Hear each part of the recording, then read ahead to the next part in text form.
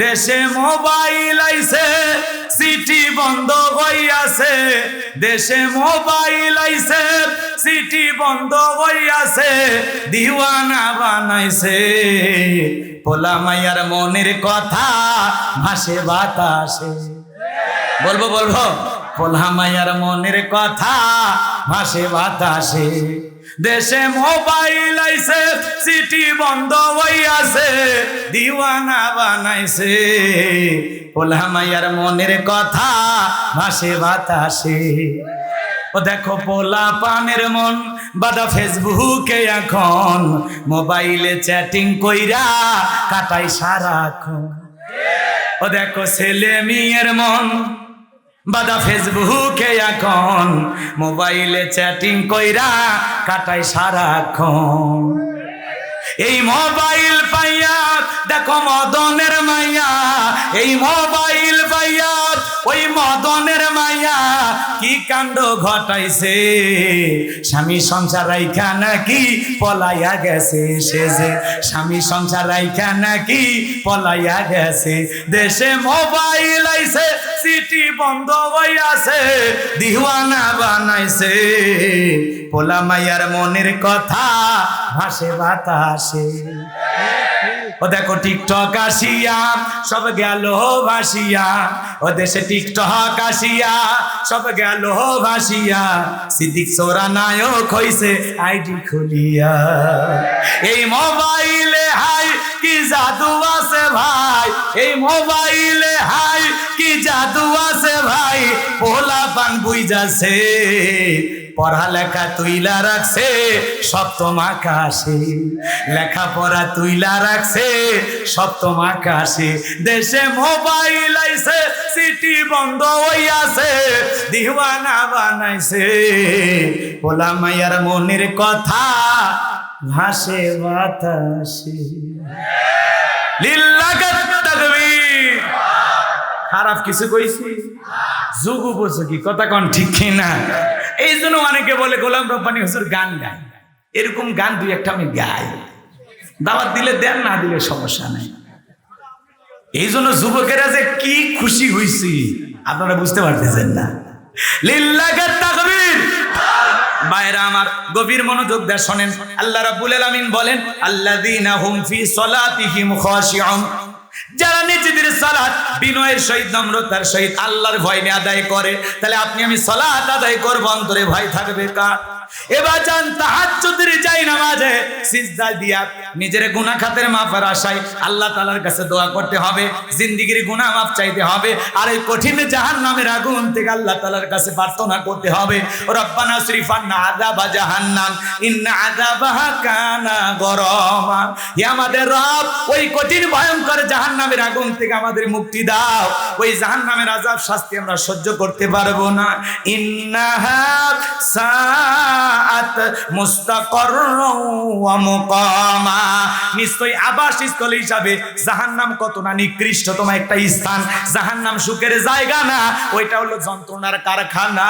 এইজন্য আল্লাহ রাব্বুল আলামিন বলেন, ইন্না জাহান্নামা কানাত মিরসাদা লিত্তাগিনা মাআবা লাবিসিনা ফিহা আহকাবা লা ইয়াযুকুনা ফিহা বারদাও ওয়ালা শারাবা ইল্লা হামিমান ওয়া গাসসাকা। আল্লাহ রাব্বুল আলামিন বলেন, ইন্না জাহান্নামা কানাত মিরসাদা, নিশ্চয়ই জাহান্নাম ওত পেতে রয়েছে ফুলসিরাতের কিনারায়। এই জাহান্নাম ওত পেতে রয়েছে আল্লাহর অবাধ্য নাফরমান গুনাহগার বান্দাদের ধরার জন্য। এটা হলো তাদের থাকার আবাসস্থল।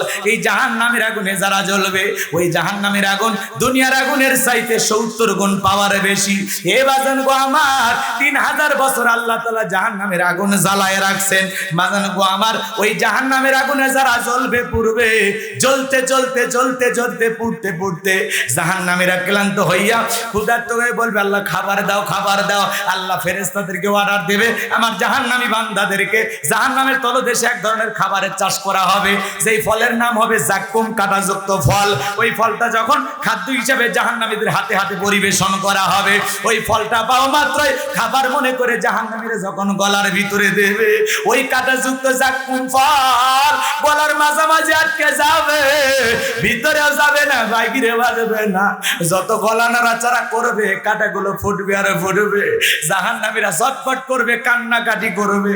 আল্লাহ জাহান্নামী বান্দাকে এই ফল খাওয়াইতে দিয়েছে ক্ষুধা মিটানোর জন্য না, জাহান্নামী বান্দার শাস্তি আরো বেশি বৃদ্ধি করার জন্য। এইবার জাহান্নামীরা চিৎকার মেরে ডেকে বলবে, আল্লাহ এ কেমন ফল খাইতে দিলা, ভিতরেও যায় না, বাইরেও আসে না, যত গলা নাড়াচাড়া করি কাঁটাগুলো ফোটে আর যন্ত্রণা হয়। আল্লাহ পানি দাও, পানি দাও, পানি দাও।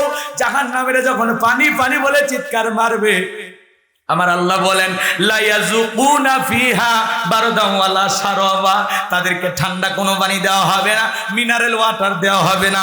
যে পানি পান করে জাহান্নামী তার বুকের জ্বালা তৃষ্ণাকে নিবারণ করতে পারে, এমন কোন সুস্বাদু পানির ব্যবস্থা জাহান্নামের ভিতরে নাই। কেমন পানি দেবে আল্লাহ পররাতে স্পষ্ট করে জানিয়ে দিলেন, ইল্লা হামিমাও ওয়া গাসসাকা, এমন উত্তপ্ত ফুটান্ত গরম পানি দেওয়া হবে যা ব্যতীত কিছুই নয়।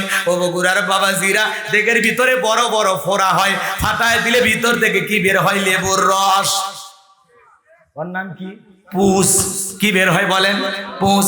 হাসপাতাল থেকে এক গ্লাস সংগ্রহ করে দেব, 50,000 টাকা দিলে কেউ এক গ্লাস খাবেন? জোরে বলেন। 1 লাখ দিলে বুঝি খাবেন? শুনে ঘৃণা লাগতেছে, সি হুজুর, এটাই কি খাবার? এটা জাহান্নামীদের খাবার। ইল্লা হামিমাও ওয়া গাসসাকা, সূরা নাবার 25 নম্বর আয়াত। আল্লাহ বলতেছেন সেদিন যখন তারা জাহান্নামের ভিতরে পানি চাইবে, আল্লাহ বলেন ইল্লা হামিমাও ওয়া গাসসাকা, এমন উত্তপ্ত ফুটান্ত গরম পানি তাদেরকে পরিবেশন করা হবে। ওই পানি পান করা মাত্রই জাহান্নামীদের লারি ভুড়িগুলো গলে গলে পিছনের রাস্তাতে বের হয়ে যাবে। জোরে কন্না উযুবিল্লাহ। আমার ভাইয়েরা, ওই পানিটা এত গরম, চেহারার সামনে নিলে চেহারাটা ঝলসে যাবে, দেখে গোস্তগুলো গজে গজে পড়বে। জাহান্নাম বড় কঠিন জায়গা, জাহান্নামের ভয়াবহ শাস্তি আপনার আমার পক্ষে সহ্য করা সম্ভব নয়। জাহান্নামী থাকতে থাকতে আল্লাহ তাআলার কাছে 3টা জিনিস চাইবে। আল্লাহকে ডেকে বলবে, আল্লাহ আর সহ্য হয় না, আমাদের মৃত্যু দাও, মৃত্যু দাও, মৃত্যু দাও।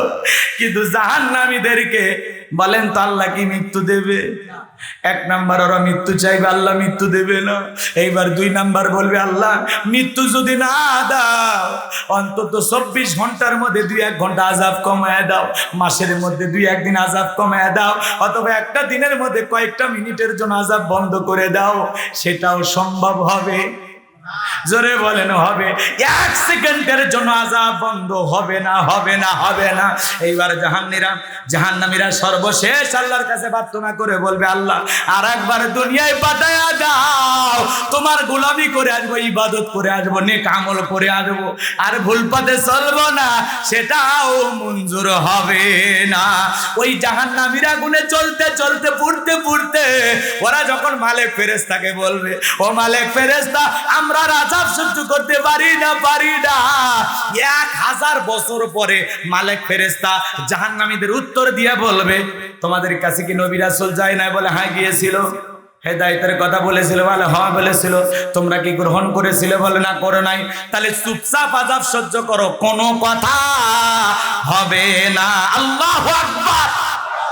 চিন্তা করেন, গভীর মনোযোগ দিয়ে শোনেন। এরা তখন চিন্তা করবে, মালিক ফেরেশতা, জাহান্নামীর দারোগা ফেরেশতা মালিক ফেরেশতাকে বলে কাম হবে না। এরা তখন আল্লাহ তাআলার কাছে নালিশ দেওয়ার জন্য চিৎকার মারবেন, আল্লাহকে ডাক দিবেন। হাজার হাজার বছর কেটে যাবে, এরপরে আল্লাহ জবাব দিয়ে বলবে, বান্দা কোনো কথা হবে না, চুপচাপ আযাব সহ্য কর, আমি আল্লাহ তোদের কোনো কথা শুনবো না। এই কথা যদি আল্লাহ বলে দেয়, আর কি কোনো যাওয়ার জায়গা আছে ভাই? দরিয়ায় নামের এমন একটা খাদ্য দেওয়া হবে যে খাবার না ক্ষুধা মিটাবে না, যে খাবারটা না তৃষ্ণা মিটাবে, ওই খাবার খেয়ে কোনো লাভ হবে না। যেমন অনেক মানুষ ধূমপান করে, বিড়ি সিগারেট খায়, বিড়ি সিগারেট খাইলে তো অনেক মানুষ মোটা হয়। অন্তত বিড়ি খাইলে সকালে ভাত খাওয়া লাগে না। আচ্ছা বলেন তো, বিড়ি খাইলে কি মানুষের কোনো উপকার হয়? দেহের কোনো শক্তিও যোগায় না, দেহের ওজনও বৃদ্ধি করে না। এই দরিয়াই নামের যে খাবারটা জাহান্নামীদেরকে দেওয়া হবে, না ক্ষুধা মিটাবে না মোটা তাজা করবে, স্বাস্থ্যের কোনো উপকারে আসবে না। এগুলো খাবার মানুষের যন্ত্রণার বৃদ্ধি করবে। কথা বলেন ঠিক কিনা? এখন আমি যে জাহান্নাম নিয়ে কয়েক মিনিটে কথাগুলো বললাম, কষ্ট পাচ্ছেন আপনারা? এখন আপনারা উত্তর দিয়ে বলেন, বলেন তো জাহান্নামের এই আযাব কি ঘটেছে না ঘটবে?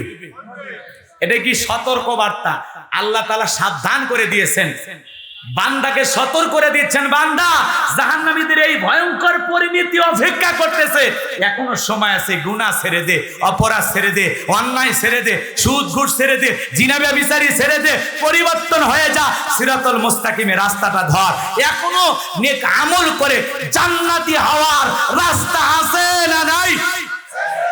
আল্লাহ সতর্ক করে দিয়েছেন, সাবধান করে দিয়েছেন, বান্দা অপরাধ করবি, অন্যায় করবি, জুলুম করবি, গুনাহ কামাইবি, এইভাবে আযাব তোকে দেওয়া হবে। জাহান্নামের সর্বনিম্ন শাস্তি এক জোড়া খালি পায়ে স্যান্ডেল দিয়ে থাকবে। ওই স্যান্ডেল এত গরম হবে, মাথার মগজ টকবক করে গলে নাক মুখ কান দিয়ে বের হয়ে যাবে। এই যদি হয় জাহান্নামের শাস্তি, সেই জাহান্নাম থেকে বাঁচার জন্য মালিককে সিজদা দেওয়ার দরকার আছে না নাই? সেই জাহান্নাম থেকে বাঁচার জন্য 5 ওয়াক্ত সালাত আদায় করার দরকার আছে না নাই? কারা কারা দেবেন সিজদা আল্লাহকে? হাত তুলে দেখান। আল্লাহ আমাদের সবাইকে 5 ওয়াক্ত নামাজি বানায় দেন। জোরে বলেন আমিন। আত্মামান বাজান, এক নামাজের বিষয়ে আলোচনা করলে 3 দিন তাফসীর করে শেষ হবে না। কথা বলেন ঠিক কিনা? বিশ্বনবীর সাহাবীরা কিভাবে সালাত আদায় করতেন জানেন? শোনেন শোনেন, নামাজে আমাদের মনোযোগ নাই। নবীজির সাহাবীরা কিভাবে সালাত আদায় করতেন? মরুভূমিতে বিশ্বনবীর সাহাবীরা সালাতে দাঁড়িয়ে গেছেন, ওই মরুভূমির পাখিগুলো খেজুর গাছ মনে করে সাহাবীদের কাঁধের উপরে, মাথার উপরে বসে থাকতো। আর কাফেররা বলতে গেলো মানুষ না গাছ, আরে পাখি পড়ে আছে, তারপরে তারা টের পাইতো না। আল্লাহু আকবার বলে। আর আপনি আমি একটা মশা পড়লে এই হাতে এই জায়গায় নিয়ে যা, আগে মশা মারে তারপরে সুরে ধরে। এ কথা বল না কে আপনারা? আমরা নামাজের ভিতরে মনোযোগ থাকা না। বিশ্বনবীর প্রিয় স্বামী হযরতে তালহা রাদিয়াল্লাহু তাআলা সালাত আদায় করতেছিলেন, ছেলেটা খেলা করতেছিলেন, জঙ্গল থেকে সাপ এসে সন্তানটাকে বেঁচিয়ে ধরেছেন। স্ত্রী মানুষজনকে ডাকলেন, সন্তানকে বিপদ মুক্ত করলেন। হযরতে তালহা নামাজ শেষে জিজ্ঞাসা করে, বিবি রে, বাড়িতে এত মানুষজন, ব্যাপারটা বুঝতে পারলাম না, কি হয়েছে ঘটনা? ডেকে বলে, স্বামী আপনি নামাজ আদায় করতেছেন, আপনার চোখের সামনে সন্তানটা খেলাধুলা করতেছিল, জঙ্গল থেকে সাপ এসে ছেলেটাকে বেঁচিয়ে ধরেছিল, আমি মানুষজনকে ডেকে সন্তানটাকে বিপদ মুক্ত করলাম, এত ঘটনা আপনার চোখের সামনে ঘটে গেল, আপনি কি কিছুই বলতে পারেন না? হযরতে তালহা ডেকে বলে, বিবি রে, নামাজের মধ্যে মন যদি এদিক সেদিক চলে যায়, তাহলে নামাজ তো আর নামাজ থাকে না। আল্লাহু আকবার বলে। আর আপনি আমি নামাজ পড়ি ব্যাংদহ, মন চলে যায় সোনার ভাড়া, নামাজ পড়ি বগুড়া, মন চলে যায় মাগুরা, নামাজ পড়ি বগুড়া, মন চলে যায় ভারতের বর্ডারে। নামাজের ভিতরে আমাদের মন এক জায়গায় থাকে না, খালি ছোটাছুটি করে, দুনিয়াবি নানান চিন্তা ভাবনা নামাজের মধ্যে মনে হয়। মাঝে মাঝে দুনিয়াবি এত চিন্তা ভাবনা নামাজের মধ্যে মনে হয়, সিজদা 2টা দিলাম না 1টা দিলাম, মনে থাকে না। দুনিয়াবি এত চিন্তা ভাবনা মাঝে মাঝে সালাতের মধ্যে মনে হয়, নামাজের মধ্যে মনে হয়, নামাজ 2 রাকাত চলতেছে না 1 রাকাত চলতেছে, তাও ভুলে যায়। এরকম হয় কি না? তার মানে নামাজের ভিতরে মনোযোগ নাই, নামাজের ভিতরে একাগ্রতা ভাব নাই। কথা বলেন না কেন? এই জন্য আল্লাহ বলতেছেন, খুশু খুজু ভাব নিয়ে সালাত আদায় কর, বিনয়ের সহিত, নম্রতার সহিত। এদিক খেয়াল করেন, বাংলাদেশের যিনি সরকার হবেন ভবিষ্যতে, তার সামনে যদি আপনি দাঁড়ায় কি করবেন? কি বেকায় থাকবেন? দাড়ি চুলকাবেন? লঙ্গি ঠিক করবেন? কাশি দিবেন? কি করবেন? ভদ্রভাবে এমন ভাবে দাঁড়াবেন যাতে প্রধানমন্ত্রী বা সরকারের সাথে কোনো বেয়াদবি, একটা রাজা বাচ্চার সামনে যেরকম ভদ্রতা নম্রতার সহিত আপনি দাঁড়িয়ে তাকে যতটুকু সম্মান দেন, যতটুকু সম্মান প্রদর্শন করেন, ঠিক সালাতের ভিতরে তার চাইতে কয়েক কোটি নম্রতা ভদ্রতা নিয়ে আল্লাহর ভয় নিয়ে সালাতে দাঁড়াইতে হবে। নামাজের মধ্যে দাঁড়াইয়া দাড়ি চুলকান, টুপি ঠিক করা, মোবাইল রিসিভ করে বলে 2 রাকাত চলতেছে, ওরে ডিজিটাল নামাজি। এগুলো সালাত হবে? আমাদের মুরব্বি মুরব্বীরা কিছু আছে এত তাড়াহুড়ো করে ওযু করে, এক চাচা মিয়া এত তাড়াহুড়ো করে ওযু করছে, এক ঠ্যাং না ধুয়ে মসজিদে ঢুকছে। টাইসালা মসজিদ পিছলে খায়া চাচা একদিক লঙ্গি একদিক, তাও বলে আল্লাহু আকবার। মানুষকে চাচাকে লঙ্গি ঠিক করেন, কারণ আগে জামাত ধরি আছে না না? এমন তাড়াহুড়ো করে নামাজ পড়লে হবে না, নামাজ পড়তে হবে সময় নিয়ে। এমন নামাজি আছে 2 মিনিটে 2 রাকাত শেষ, কথা কর না কেন? ইমাম আর মুসল্লি জহরের 4 রাকাত সুন্নতের নিয়ত বেঁধেছে, ইমামের 2 রাকাত হওয়ার আগে মুসল্লি 4 রাকাত শেষ। হুজুর তখন জিজ্ঞাসা করতে, বাবাজি এত তাড়াতাড়ি করে নামাজ পড়লেন, ব্যাপারটা কি? তখন বলে, হুজুর আপনাদের চর্চা কম। হুজুরেরই বলি চর্চা কম। এরকম হাইব্রিড নামাজিও আছে না নাই? রমজান মাস আসলে মনে হয় প্রত্যেকটা মসজিদে নামাজের প্রতিযোগিতা শুরু হয়, 20 মিনিটে 20 রাকাত শেষ। এগুলো নামাজ না তামাশা, আল্লাহ ছাড়া কেউ জানে না, কথা বলে ঠিক কি না? নামাজ পড়তে হবে বিনয়ের সহিত, রুকুটা সিজদাটা সুন্দর করে পড়তে হবে। আল্লাহ রাসূল বলেছে দুনিয়ার সবচেয়ে বড় চোর কে? যে নামাজ চুরি করে। সাহাবীরা বলেন, হুজুর নামাজ আবার কেমনি চুরি করে? বলে সঠিকভাবে যে রুকু সিজদা করে না। কথা বলেন না কেন? কিয়ামতের ময়দানে সর্বপ্রথম সালাতের হিসাব নেবেন, কথা কয় না কেন? তাহলে সেই সালাতটা সুন্দরভাবে আল্লাহকে রাজি খুশি করার জন্য হোক না 2 মিনিটে 2 রাকাত না, আমরা প্রয়োজনে 5 মিনিটে 2 রাকাত পড়বো, প্রয়োজনে 4 রাকাত পড়তে 10 মিনিট লাগাবো। আল্লাহর ভয়ে বিনয়ের সহিত নম্রতার সহিত কারা কারা সালাত আদায় করবেন হাত তুলে আল্লাহকে দেখান। আল্লাহ আমাদের সবাইকে 5 ওয়াক্ত নামাজি বানায়া দেন। যেভাবে নামাজ বলে আপনি খুশি হবেন সেইভাবে সালাতে মনোযোগ নিয়ে সালাত আদায় করা তৌফিক দান করেন। জোরে বলেন আমিন। আরো জোরে বলেন আমিন। এখন নামাজ যদি নামাজের মতো হয় কি হবে জানেন? ফালিয়াবুদু রাব্ব হাযাল বাইত আল্লাযী আত'আমাহুম মিন জু ওয়া আমানাহুম মিন খাউফ। আল্লাহ বলেন এই ঘরের মালিকের ইবাদত করো। ইবাদত যদি ইবাদতের মতো হয়, নামাজ যদি নামাজের মতো হয়, বান্দা আমি আল্লাহ 2টা জিনিস তোদেরকে দেব। 1 নাম্বার, তো রিজিকের টেনশন করা লাগবে না। যে ব্যক্তি সালাতের মতো আদায় করবে ওই বান্দাকে আল্লাহ না খাওয়ায় রাখবে না, আল্লাহ রিজিকের ব্যবস্থা নেবে। সুবহানাল্লাহ, জোরে বলেন। আর 2 নাম্বার, আল্লাহ বলে বান্দা তোর জীবনের কোনো ভয় থাকবে না, নিরাপত্তা হীনতায় ভুগতে হবে না। যে সমাজের সবাই নামাজি হয়ে যাবে, এ ভাই ওই সমাজে কোনোদিন দুর্নীতি হবে না, সাদাবাজি হবে না। আমরা আজকে নিরাপত্তাহীনতায় ভুগতেছি। মেয়েটা স্কুলে গেল, ভালোভাবে ফিরবে নাকি কারো লালসার শিকার হবে? কথা বলেন, কথা কয় না? মেয়েটা কলেজে গেল, একা একা ফিরবে নাকি স্বামীর সাথে নিয়ে ফিরবে? আপনার আমার কোনো গ্যারান্টি নেই, কথা বলে ঠিক কিনা? কারণ আজকে পরিবারের ভিতরে ইসলাম নাই। হাজী সাহেব, মেয়েটা কলেজ ইউনিভার্সিটিতে পড়াশোনা করে, বলে মা তোমার পড়াশোনা শেষ হইলে উত্তরপাড়ার একটা হাজী আছে, 2 হাজী মিলে বিয়ে হব, খুব আশা করেছি তোমার বিয়ে দেব। মেয়ে তখন বলতেছে, আব্বা আপনি আমার বিয়ে নিয়ে টেনশন করতেছেন কেন? ও কাম তো আমি 3 বছর আগে সেরেছি। কথা কয় না কেন? এরকম আসে না নাই?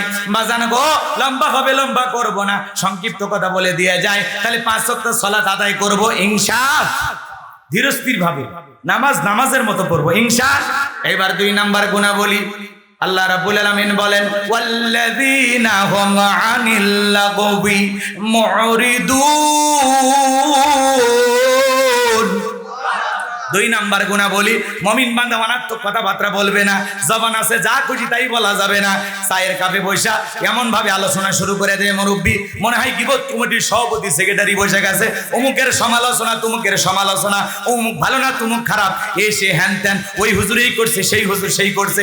বাইরে মানুষের সমালোচনা করে কি লাভ? নিজের আত্মসমালোচনা করেন, নিজের জীবনের তুলুটি তাস করেন, নিজেকে সংশোধন করার জন্য কাজ করেন।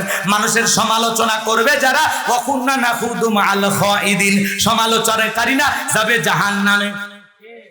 কোথায় কোথায়? সূরা মুদ্দাসির, কোন সূরা? ওয়াকুন্না নাখুদু মা'আল খাইদিন। যারা সমালোচনা করি, সমালোচনায় ব্যস্ত থাকে, এরা জাহান্নামে যাবে। জবান দিয়ে যা খুশি তাই বলা যাবে না। এলাকার সব মহিলা মানুষ, পুরুষ মানুষের তত্ত্ব ওনার কাছে, মনে হয় বাপ রে বাপ সিআইডি দায়িত্ব পালন করতেছে। এ ভাই, মানুষের সমালোচনা করে আপনার লাভটা কি? এই জবান আল্লাহ দিয়েছেন, কি মনে করেন যা খুশি তাই বলবেন? মোবাইলে কথা বলেন, রিচার্জ করা লাগে, চার্জ লাগে, আর আল্লাহর জবান দিয়ে কথা বলতেছেন, রিচার্জ করা লাগে না, চার্জ লাগে না। কি মনে করেন? আল্লাহ বলেন, মা ইয়ালফিজু মিন কাউলিন ইল্লা লাদাইহি রাকিবুন আতীদ। বান্দা এমন কোনো কথা বলে না যে কথা রেকর্ড করার জন্য আমার ফেরেশতারা নাই। আপনার জবানের প্রত্যেকটা কথা রেকর্ড করা হচ্ছে। এই জন্য আল্লাহ বলতেছে অনার্থক কথাবার্তা বলা যাবে না, অপ্রয়োজনীয় কথাবার্তা বলা যাবে না। প্রয়োজন যতটুকু কথা বলতে হবে ততটুকু। মুমিন বান্দা জবান দিয়ে সে কথা বলবে যে কথা বললে সওয়াব হয়। কথা ক্লিয়ার? তাহলে আজে বাজে গল্প আজ থেকে হবে। চা খাচ্ছেন চুপচাপ খান, সুবহানাল্লাহ জিকির করেন, আলহামদুলিল্লাহ বলেন, আল্লাহু আকবার বলেন, আল্লাহ শুকরিয়া আদায় করেন। আপনি কি করবেন? অমুকের বউ নাকি শুনলাম তো হয়েছে, তোর কি, তোর বউ সামলা, কথা পায় না, কার বউ? তোর বউ সামলা। বেটা হাজির, মানুষের সমালোচনা করে, অমুক হুজুর করছে, বিয়ে করছে, তুই কি হয়েছে, তোর কি সমস্যা, বিয়ে বেশি করে করা লাগবে, কথা কয় না কেন? কিন্তু লিমিট যে কটা আছে ওই কটা, চারটের বাইরে যাওয়া যাবে না, কথা কন না কেন? হুজুরেরা বিয়ে করে, পরকিয়া করে না, কথা কন। রাগ করতেছেন আপনারা? হুজুরি এমনি বিয়ে করে না, হুজুরের আছে, কথা কন। অনেক যুবক আছে, বেশি কথা বলা হয় না, তোমাদের আমি সব জানি, কিন্তু বলতেছি না। বউ আছে আর ওইদিকে বাইরে 8-10টা মেয়ের সাথে টাইম পাস করে, ওইটা কি হালাল না হারাম? জোরে 4 নাম্বার গুলো যুবকদের সাইজ করবো। আগে বলছি না, দাঁড়ান, এদিক সেদিক যাচ্ছি না, খালি হালকা করে টাচ দিচ্ছি, লিল্লাহি তাকবীর। তাহলে জবান দিয়ে যা খুশি তাই বলা যাবে। মুমিন বান্দা জবান দিয়ে সে কথা বলবে যে কথা বললে সব হয়।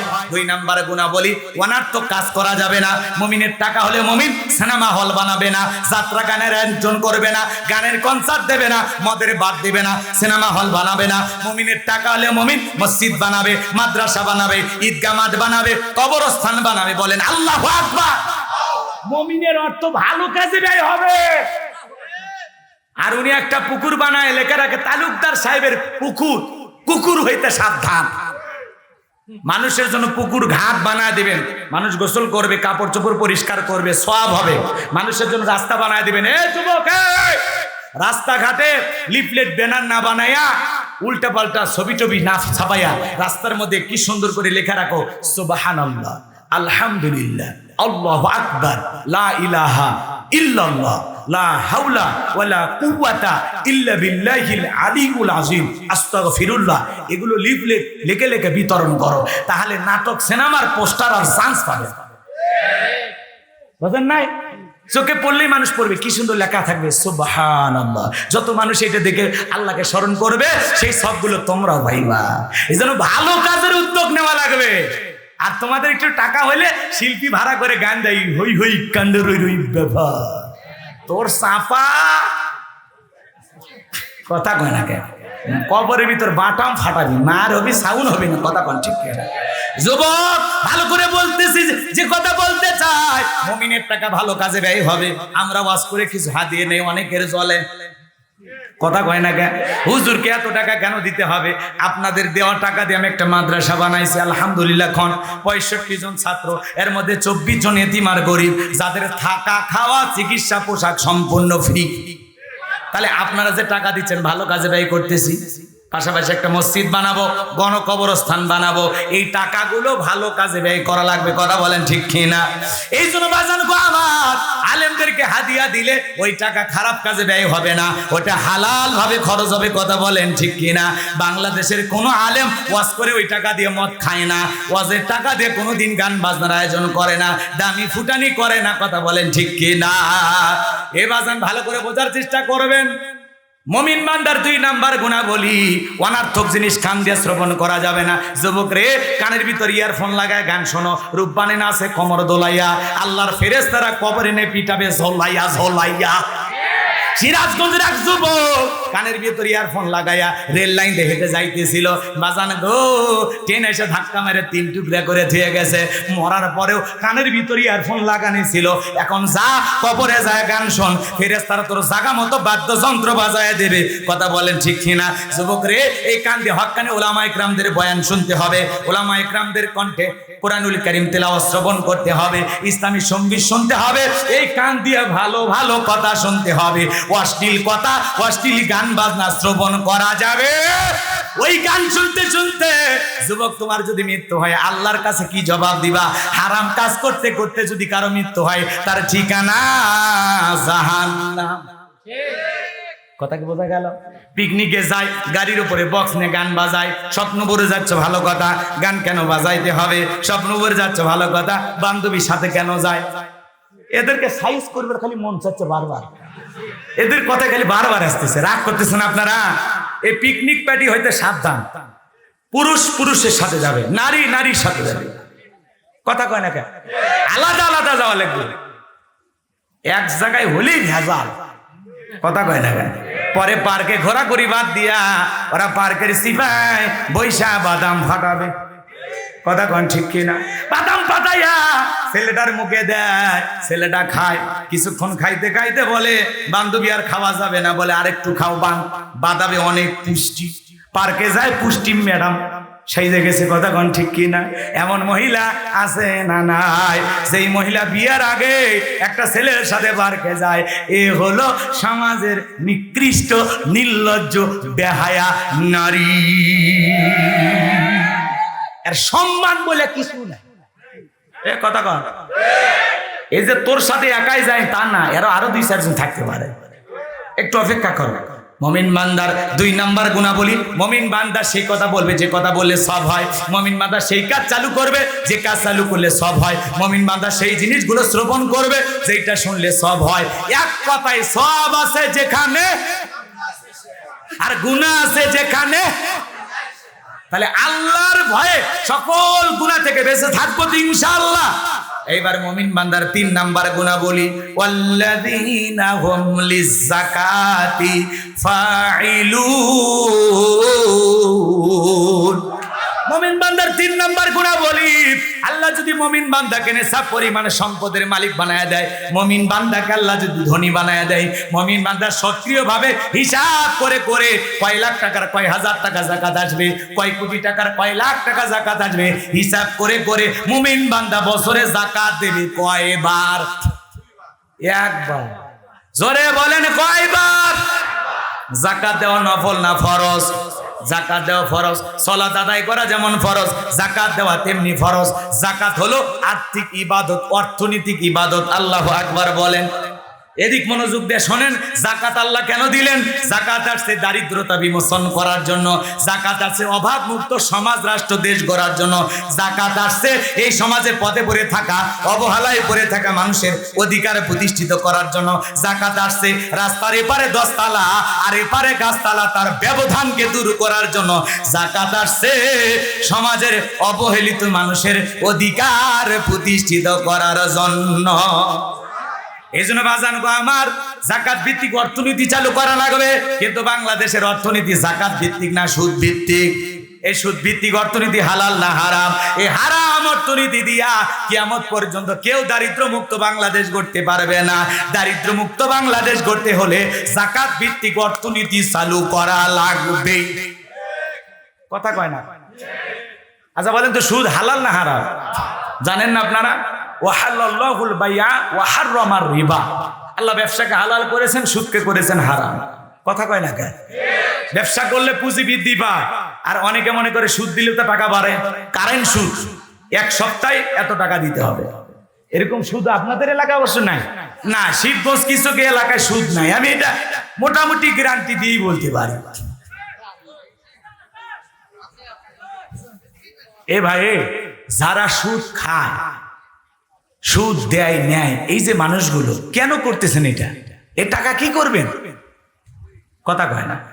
হালাল ইনকাম করেন। সুদের বৃদ্ধিকে আল্লাহ ধ্বংস করে, আর দান সদকার বৃদ্ধিকে আল্লাহ বহুগুণ বাড়ায় দেয়। সুবহানাল্লাহ বলেন। আপনি মনে করতেছেন চাক চক করতেছে, টাকা সব ধ্বংস করে দিবেন কে?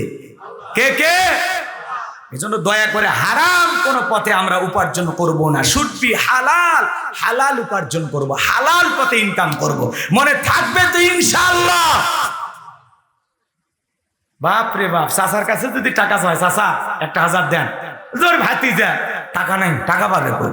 চাচা দেন না, চাচা আপনার বৌমাকে একটু ডাক্তার দেখাবো। চাচা, এই ছেলে টাকা নেই, ঘুরতেছি আমি।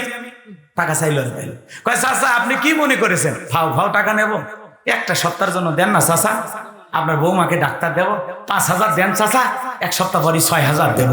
তখন বলতে যাই টাকা আমার নাই, কিন্তু ব্যবস্থা করা যাবে, তোমার চাচিমার আছে। কথা কয় না? তুমি যেহেতু বলছো বিপদে পড়ছো, আসো সহযোগিতা করি, 1 সপ্তাহ পরে দিবে তো? কথা ঠিক? হ্যাঁ ঠিক থাকবে। 5000 দিল, 1 সপ্তাহ পর কত? 6000। এগুলো নাকি কারেন্ট সুদ, মানে খুব তাড়াতাড়ি বাড়ে।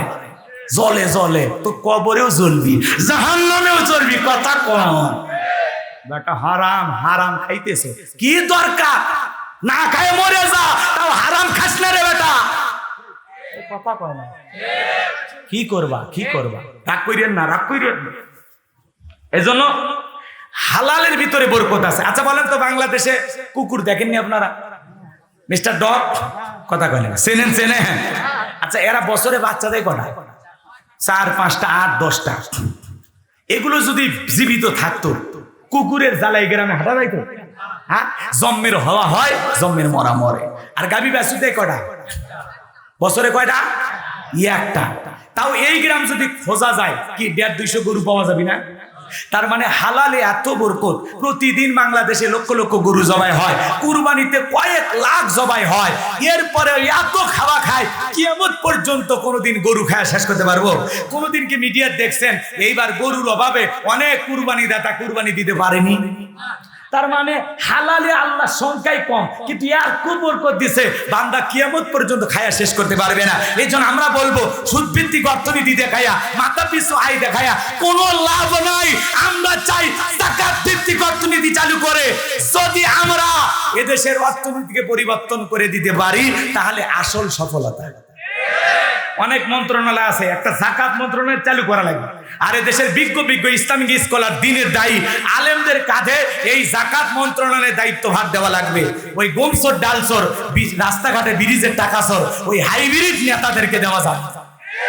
ওরা পাইলে সব টাকা বিদেশে বাজার করবে। বেগম পাড়ায় বাড়ি বানায়া সেলফি দিলে ঘুরতেছে, স্বরাষ্ট্রমন্ত্রী পার্কে ঘুরতেছে ভারতে, কি সুন্দর মুখে দাড়ি, মনে হয় ভারতের দেওবন্দ মাদ্রাসার মুআতামিম।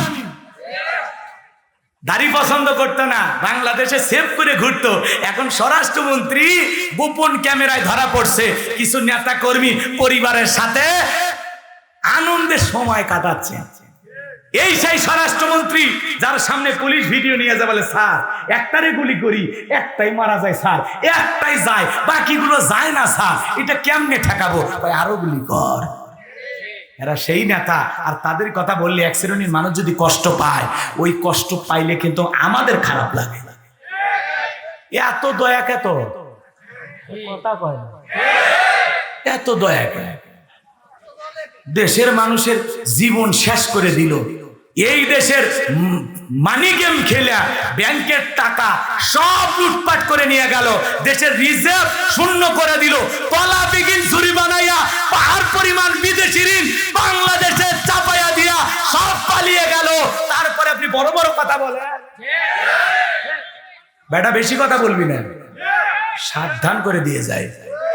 এ কথা বল না কেন? মন্ত্রীরা সব কোথায় গেল, এমপিরা সব কোথায় গেল, কোথায় কাদের কাকা? ওদের সারা দেশটা বড় লাগে ফাঁকা ফাঁকা। আইন মন্ত্রী আটকে গেল আইনেরই ফাঁকে, দাড়ি সারা দরবেশকে ভণ্ড ভণ্ড লাগে। বেটা এফআর রহমান, সালমান এফ রহমান দেখেননি? দাড়ি কাটিয়ে একেবারে মুসি মেতরের মতো, আর সিয়ারা থেকে মনে হচ্ছে এটা মুসলমান। এরা বলে দরবেশ। এরা দরবেশ না শয়তান? কথা কন। এই সালমান এফ রহমান আবার বলে কোরআনের কিছু কিছু জায়গায় সমস্যা আছে। বেটা তোর চরিত্রে সমস্যা, তোর মাথায় সমস্যা। কোরআনের সমস্যা, তোর বিশাল পণ্ডিত হয়ে গেছ। ও আবার বলতেছে আমাকে ছেড়ে দেন, দেশ ঠিক করে দেব। তোর ঠিক করা লাগবে, তোকে আগে সাইজ করা লাগবে। কথা কন ঠিক কিনা? এরা দেশের 12টা বাজে দিছে। এস আলম গ্রুপ এ দেশের অর্থনীতি ইসলামী ব্যাংকে ধ্বংস করে দিছে। কথা বলে ঠিক কিনা? ইসলামী ব্যাংক আমাদের ব্যাংক। কথা কন না কেন?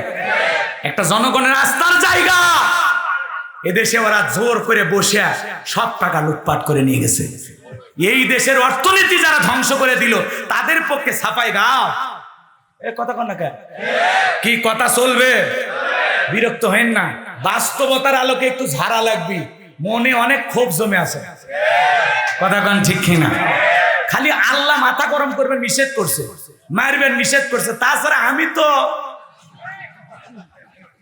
কথা কই বুঝা গেছে। ঠান্ডা থাকলাম, আইনের হাতে ছাড়িয়ে দিলাম, দেখি আইনে কি বিচার হয়। সাংবাদিক কি জানো ওনার নাম? আমার দেশ পত্রিকা সাংবাদিক মাহমুদুর রহমান। ওনাকে জেলখানায় গ্রেফতার করে রাখা হয়েছে। উনি এই স্বৈরাচারী জালেম শাসকের নির্যাতনের শিকার, দেশের বাইরে ছিলেন। উনি দেশে আসা মাত্রই আদালতে সম্মান দেখাইয়া তিনি হাজিরা দিতে গেছেন, তাকে জেল হাজতে পাঠানো হয়েছে। আসিফ নজরুল, তিনি আইন উপদেষ্টা, তার কাছে আমরা অনুরোধের ভাষাই বলবো, এদেশের একজন গর্বিত সাংবাদিক মাহমুদুর রহমানকে দ্রুত ছেড়ে দিতে হবে। সকল মামলা প্রত্যাহার করে তাকে জামিনে মুক্ত করে দিতে হবে। কথা বলেন ঠিক কিনা? এরা সাহসী কলম যোদ্ধা, এদেশে তাদের অবদান আছে। কথা কয় না? মাহমুদুর রহমান সাহেবকে ছেড়ে দেন। ভালো ভালো যত মানুষ এখনো জেলখানা আছে সবগুলোকে ছেড়ে দেন। কথা কয় না? মিজানুর রহমান আজারি ভাই দেশে এসেছে, যারা বিএনপি করে এরা চাই তারেক রহমানও দেশে আসুক, নাকি কন? নিয়ে আসেন, সমস্যা নাই। এন পরিবেশ ঠান্ডা আছে। কথা কন ঠিক কিনা? রাগ করতেছেন অনেকে। আমি একটা ওয়াজ করেছিলাম, রাগ করতেছেন? স্ট্যাটু নিয়ে, এই যে জয় সাহেব গেঞ্জি পরে, দেখেননি আপনারা? কথা কন না? দুই সাইডে দুইটা দেখছেন আপনারা? টেটু না টাটু? আচ্ছা, স্ট্যাটু বলেন আর টেটু বলেন আর ট্যাটু বলেন, যেটাই বলেন। এই গেঞ্জি পইরা এগুলো খেলে, বা যারা বিদেশি ক্রিকেটার ফুটবলার, এদের শরীরে এই চিহ্নগুলো দেখা যায়। কথা বলেন? তো উনি একজন মুসলিম নেতা, জয় সাহেব আমাদের এদেশের ভবিষ্যৎ প্রধানমন্ত্রী হতে পারে, নাকি ঘর? ওনারা আশা করতেছেন। কথা কয় না ভাই? যুবকেরা আবার ফেসবুকে লিখতেছে, এই স্ট্যাটুওয়ালা জয় সাহেব না তারেক রহমান সাহেব, যার কপালে নামাজের সিজদার দাগ দেখা যায়, আগামীতে বাংলাদেশের প্রধানমন্ত্রী হিসাবে কাকে দেখতে চান? যুবকেরা আবার এগুলো টিকটক ভিডিওতে ছাড়তেছে। সেইটা দেখে আমি যুবকদের নিয়ে এই আলোচনা করেছিলাম যে যুবকেরা যাকে যোগ্য মনে করবে সে আগামীর প্রধানমন্ত্রী হবে। দুটাই এই দেশের দুই প্রধানমন্ত্রীর সন্তান। কথা বলেন না কেন? জয় সাহেবকে যদি কারো ভালো লাগে প্রধানমন্ত্রী হিসেবে নেন। উনি প্রথমে বললেন আমার মা আর জীবনে কোনোদিন রাজনীতিতে ফিরবে না। এখন আবার বলতেছে না, আমরা দেশ থেকে পালিয়ে আসছি, আমরা আবার যাব। উনি তো একবার বললেনই চট করে ঢুকবেন। আসেন, আসলে আপনাদের দেশ, এদেশে থাকার আপনাদের অধিকার আছে। কথা কয় না? ওনারা আসলে আমাদের আপত্তি আছে? আসার পরে কই থাকবেন, কি করবেন, সেটা ওনাদের ব্যাপার। যারা উপরে আছে তারা বুঝবে। কথা কয় ঠিক কিনা? দেশ থেকে গেলেন কেন? কে বলছে আপনাকে যেতে? আসেন আপা, আসেন। কথা ওই যে ওয়ালভিকো দেখছেন না? তো আমি এই স্ট্যাটু নিয়ে আলোচনা করেছিলাম যে জয় সাহেবকে অনেকে প্রধানমন্ত্রী হিসেবে দেখতে চায়, আবার জনাব তারেক রহমান, তার কপালে নামাজের সিজদার দাগ দেখা যায়, বিদেশে আছে বহু বছর ধরে, জুলুমের শিকার। ওই জায়গায় হয়তো বা সালাত আদায় করে, নামাজের মধ্যে একটা কপালে কালো দাগ দেখা যায়। সবাই বলতেছেন না ইনি নামাজি নেতা। কথা বলেন ঠিক কিনা? তো আমরা তো চাই মুসলিম বলে যে পরিচয় দেবে, অবশ্যই তার উপরে 5 ওয়াক্ত সালাত আদায় করা ফরজ। কথা বলেন ঠিক কিনা? জয় সাহেবের উপরও নামাজ আদায় করা ফরজ, জনাব তারেক রহমানের উপরে নামাজ আদায় করা ফরজ। কথা বলেন ঠিক কিনা? তারা নামাজি নেতা হবে, এটা আমরা চাই। কথা কয় না? তো স্ট্যাটু দেখা অনেকে বলতেছে কাকে বানাবেন? তো এইটা নিয়ে আমি আলোচনা করেছিলাম। জনাব তারেক রহমান সাহেব আবার বগুড়া জেলার একজন বিএনপির বড় নেতা, তাকে ফোন দিয়ে বলেছিলেন এই হুজুরটাকে একটু বলবেন, যেই বিষয় নিয়ে তিনি আলোচনা করেছেন এই কথাটা তিনি শুনেছেন নিজে এবং আমাকে ধন্যবাদ জানিয়েছেন। তা আমি ওনাকে দোয়া পাঠাইছি যে ভালোভাবে ইবাদত বন্দী করবেন, আরো বেশি করে সালাত আদায় করবেন। আমাদের কাজ হলো মানুষের জন্য দোয়া করা। কথা বলে ঠিক কিনা? এদেশের আগামীতে কে প্রধানমন্ত্রী হবে এদেশের জনগণ ঠিক করবে। কথা বলে ঠিক কিনা? জনাব তারেক রহমানকে যদি জনগণ প্রধানমন্ত্রী বানায় আমাদের কোনো আপত্তি আছে? বগুড়াবাসীর আপত্তি নেই। আবার যদি জয় সাহেব এই দেশে এসে নির্বাচনের মাঠে জনসমর্থন তৈরি করিয়া আবারও যদি ওনারা দেশের প্রধানমন্ত্রী হয় আমাদের আপত্তি নাই। আসেন, মাঠে আসেন, খেলা। বিদেশে পড়ে থাকে, খেলতে চাইলে হবে না। কথা কয় ঠিক আছে? আগামীতে এই দেশের প্রধানমন্ত্রী কে হবে এদেশের জনগণ ঠিক করবে। 15 বছর মানুষ সিল মারতে পারে নাই, এইবার মানুষ তার মনের নেতাকে সিল মারবে। যাদেরকে মানুষ এদেশের সমাজের নেতা হিসেবে দেখতে চায়, এই সমাজের যারা নামাজি, নেককার, আল্লাহওয়ালা, যাদের হাতে ক্ষমতা গেলে চেন্ডারবাজি হবে না, সাদাবাজি হবে না, দেশের টাকা বিদেশে পাচার হবে না, জনগণ বিচার বহিত কোনো হত্যাকাণ্ডের ঘটনা ঘটবে না, মা বোনেরা নিরাপদে থাকবে, সকল ধর্মের মানুষ নিরাপদে থাকবে, এমন মানুষকে আগামীর পার্লামেন্টে প্রধানমন্ত্রী হিসেবে দেখতে চায়। আমার এই কথায় কারা কারা একমত? 2 হাত তুলে দেখান। লিল্লাহে তাকবীর। হাত নামান। ভাই আমরা সবার জন্য দোয়া করি, আমাদের দিলটা অনেক বড়, সবাই ভালো হয়ে যান, সবাই কি হয়ে যান, ভালো হয়ে যান। ভালো হইতে কি লাগে না, পয়সা লাগে না। সম্মানিত ভাইয়েরা আমার, তাহলে যাকাত ভিত্তিক অর্থনীতি চালু করে আলেমদের কাঁধে দায়িত্ব দেওয়া লাগবে। আলেমেরা কি করবে জানেন?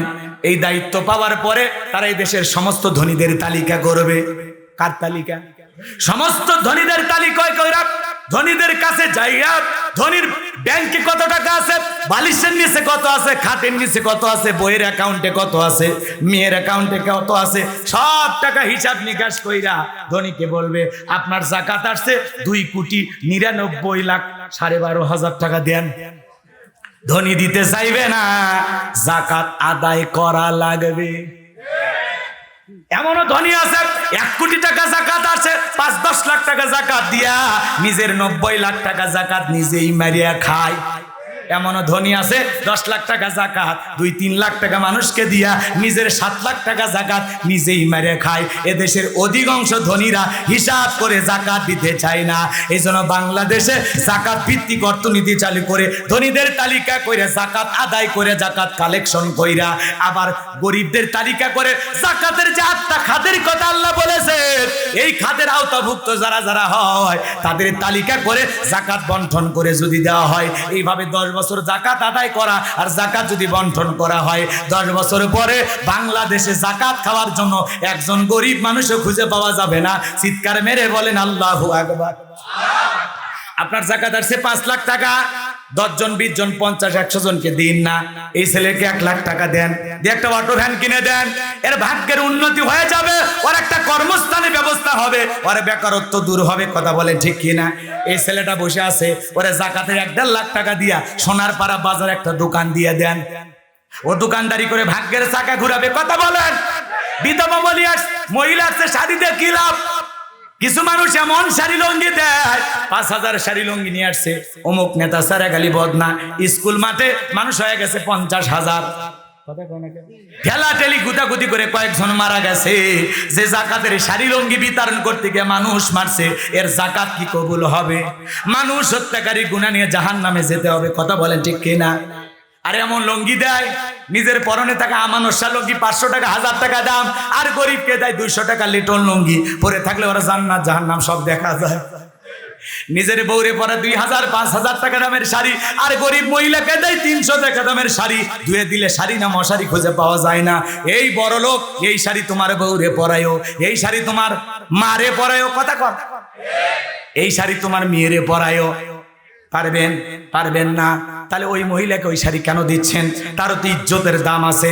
কথা বলেন। এমন শাড়ি দেয় ধুয়ে দিলে শাড়ি না মশারি খুঁজে পাওয়া যায় না।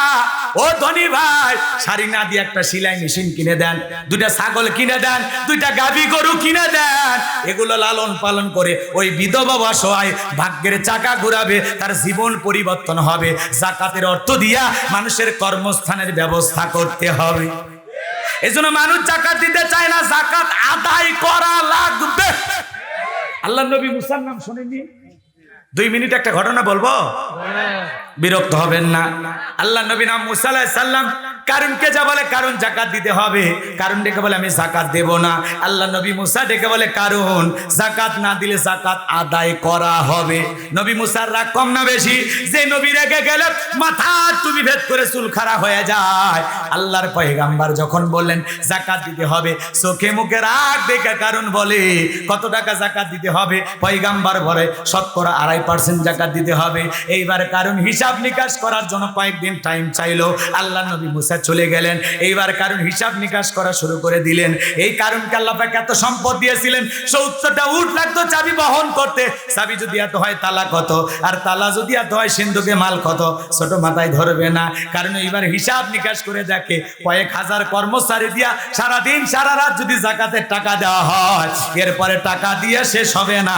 এমনি তো কৃপণ, পায়ে স্যান্ডেল দেয় না ক্ষয় যাবে বলে, গায়ে জামা পরে না ছিঁড়ে যাবে বলে, সেই কৃপণ কি এত টাকা যাকাত দিতে পারে? কথা কন না কে? সে তখন একটা ষড়যন্ত্র করলো। এলাকা একটা 2 নাম্বার মহিলা ছিল, নাম হলো সবদা। এই সবদা নামের পতিতার কাছে যা বলে, সবদা 2 বস্তা টাকা তোর দেব, অ্যাডভান্স হিসাবে 1 বস্তা টাকা দিলাম, আর আগামীকালকে সাক্ষী দেওয়ার পরে আর 1 বস্তা টাকা দেব। বিনিময়ে আল্লাহ নবী মুসা আলাইহিস সালাম ভরা মজলিসে হাজার হাজার জনতার সামনে যখন আল্লাহর পথে মানুষকে দাওয়াত দিবে, ওই ভরা মজলিসে দাঁড়ায়া একবার শুধু বলবা, নবী মুসা দিনের বেলা ওয়াজ করে আর রাতের বেলা আমি সবদার সাথে রাত কাটাই, বাস এতটুকু কথা বললে যথেষ্ট, বাকি যা করার আমি করব। সবদা রাজি হয়ে গেল। পরের দিন সকালবেলা আল্লাহ নবী মুসা আলাইহিস সালাম হাজার হাজার জনতার সামনে ওয়াজ করতেছেন, ওই ভরা মজলিসে হাজার হাজার জনতা ওয়াজ শুনতেছে। সবদা নামের সেই মহিলা আলোচনা শুনতে গিয়া হৃদয়টা নরম হয়ে গেছে, নবী মুসার বয়ান শুইনা চোখ দিয়ে পানি ঝরতেছে। কারণ ইশারা দিয়ে বলে তাড়াতাড়ি দাঁড়াও, যে কায়দায় বয়ান করতেছে সব তো কালেমা পড়ে মুসলমান হয়ে যাবে।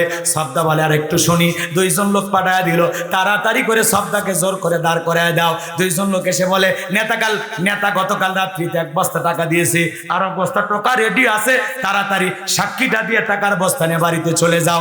সবদা বলে আর একটু শুনি, বলে না শুনতে দেওয়া যাবে না। 2 জন 2 হাত ধরে ভরা মজলিসে সবদাকে জোর করে দাঁড় করায় দিল। যখন কারণ লাভ মেরে দাঁড়ায় বলে মুসা ওয়াজ বন্ধ কর, তাকায় দেখ 2 নাম্বার মহিলা দাঁড়াইছে। মহিলাটা 2 নাম্বার না 1 নাম্বার কে জানে? রতনে রতন সেনে মুসা নবী কে জানে?